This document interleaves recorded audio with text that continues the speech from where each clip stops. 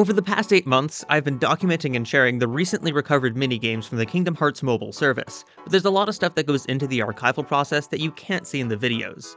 I'm going to give you a quick behind-the-scenes look at my work with Kingdom Hearts Mobile and share a few fun tidbits that didn't make it into the main scripts. This video will be a bit lighter on the editing and will return to regular projects in May. As soon as I heard that the Lost Cage mobile minigames were recovered, I knew that I was going to make a video out of it, but it wasn't until I started playing them that I realized exactly what I was getting myself into. The first hurdle was simply playing the games in the first place. Since the emulation process is a bit convoluted, even the emulator has to be launched with another emulator. Thankfully, I had most of the tools I needed from when I emulated the Kingdom Hearts coded demo for the sound quiz video, and the folks over at the Ketai Wiki were very helpful with troubleshooting. Once I had the applications up and running, my first step was to figure out what was going on. To navigate the menus, I would have the minigame running on my computer and Google Translate image capture up on my phone, though by the third or fourth game I could navigate them based on patterns alone. Typically, my initial pass-through game involved recording the number of levels, the name of each world or level, and any alternate modes or difficulties, and the song that played at each point in the game. I'd then create a copy of each game's files and erase the save data, giving me a fresh start for when I needed to record the video. The soundtrack was one of the very first things I completed. The music files were stored in the game's .jar, so any old file manager can extract them easily enough. The soundtrack itself is stored in .mld files, which is similar to the MIDI format but different enough to need its own special player. Here's what my first playback attempt sounded like.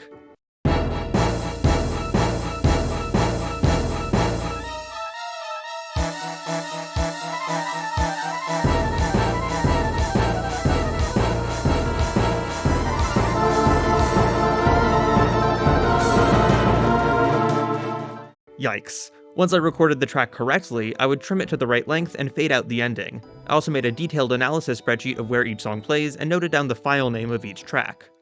This all happened before I posted my first Cage mobile video, but that overview actually had some behind the scenes of its own. A big problem I encountered was finding the release date of each minigame.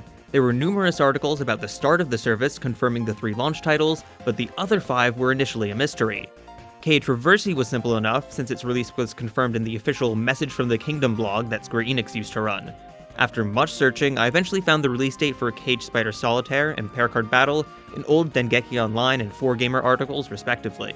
For the last 2, I resorted to scouring personal blogs written in 2009, all in Japanese mind you, and eventually confirmed the release date of Magical Canvas and Rhythm Parade.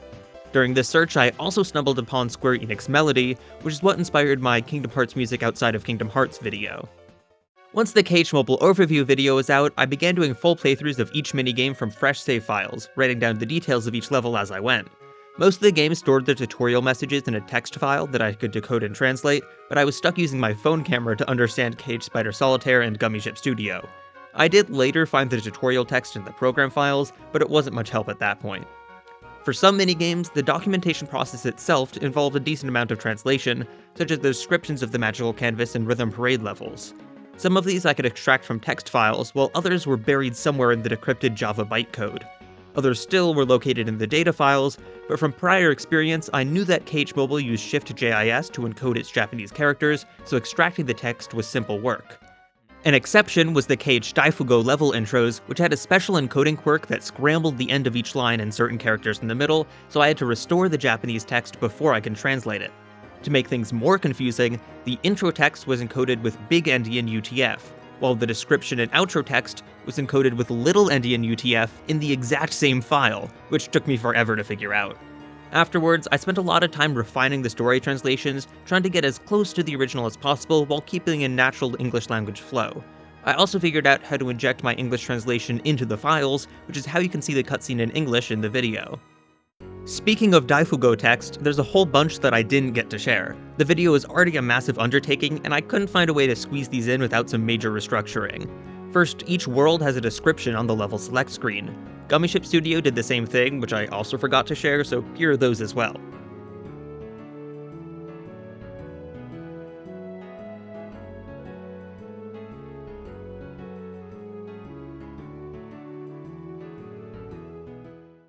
At the end of each Daifugo level, there's a brief epilogue to the story that changes depending on if you won or lost. They're simple but charming.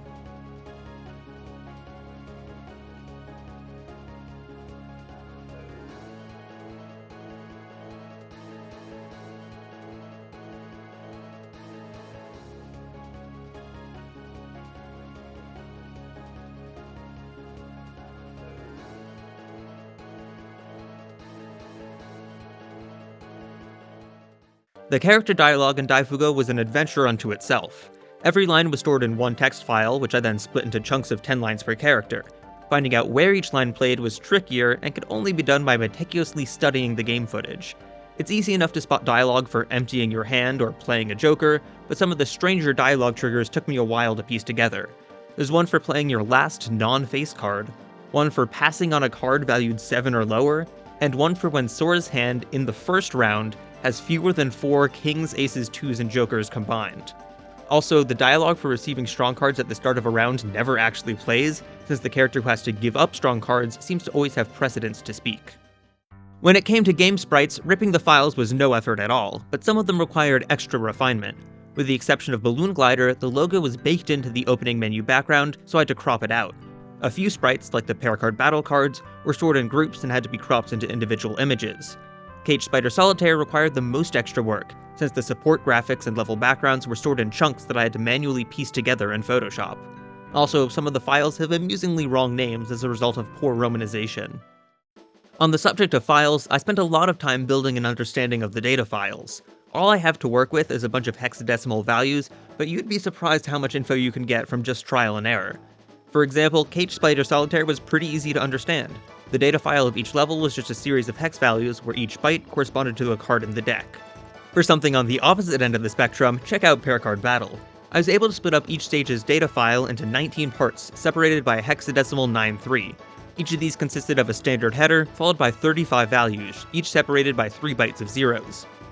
By replacing the values and relaunching the game, I was able to determine that these 35 values correspond to the 25 free mode stages and the 10 30-second intervals in challenge mode.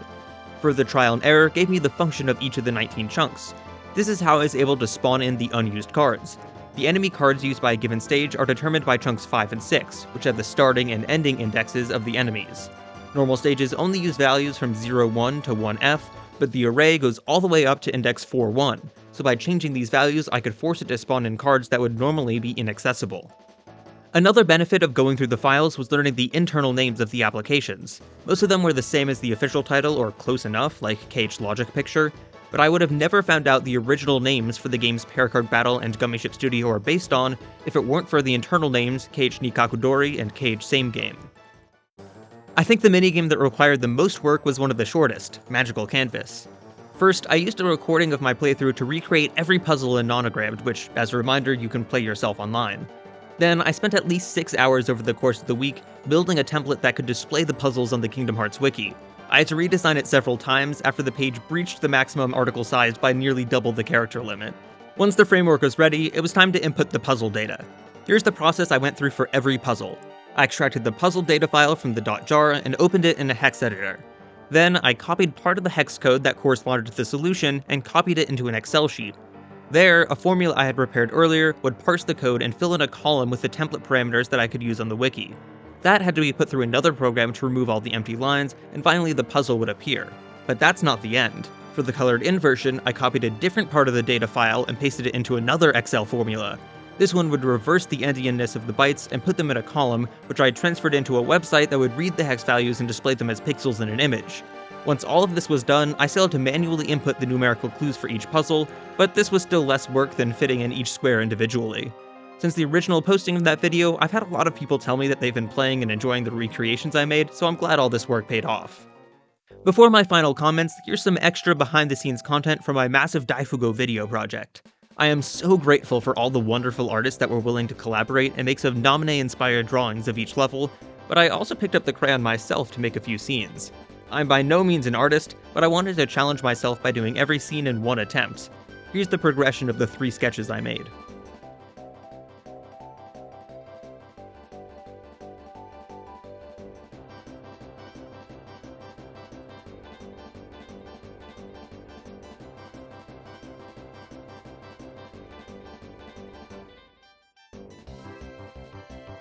I didn't forget to rank Cage Daifugo, it just didn't fit in with the flow of the video. For the sake of completeness, I would put Cage Daifugo in the S tier of the Cage mobile minigame tier list. It's just so creative.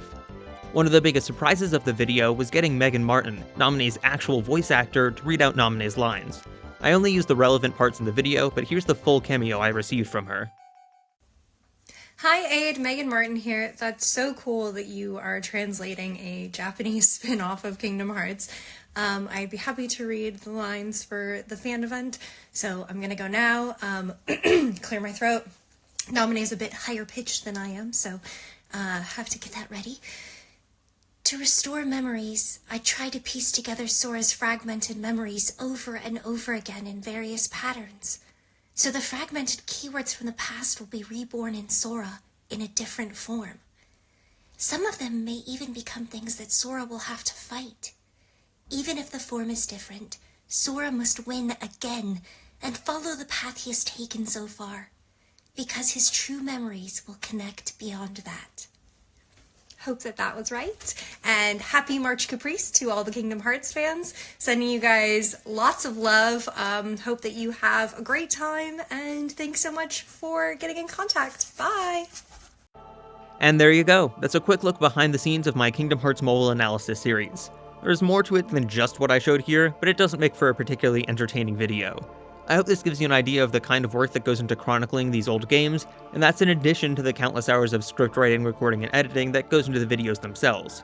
Plus, while this video was limited to my Cage mobile series, it takes a similar process to document projects like Kingdom Hearts VCast and Magical Puzzle Clash. Even though it's a lot of work, archiving these old titles is a fun challenge, and it's always worth the effort when I find some scrapped content in the data files, or can pull off some big project like recreating the magical canvas puzzles. Anyway, I hope you enjoyed this video series. Even though this is the end, the story of Kingdom Hearts Mobile continues. The main application, Cage Avatar Kingdom, is only partially recovered, so there's still more out there that we haven't explored. Plus, I have a 1,000-line spreadsheet of data about the Avatar system that I can't let go to waste. That said, I'm satisfied with my coverage of the platform for the time being. One day, I'll pick up the phone and lay to rest the last piece of Kingdom Hearts Mobile, but not today. I hope you enjoyed learning about the lost minigames, hidden lore and all, and I'll see you in the next video. Farewell.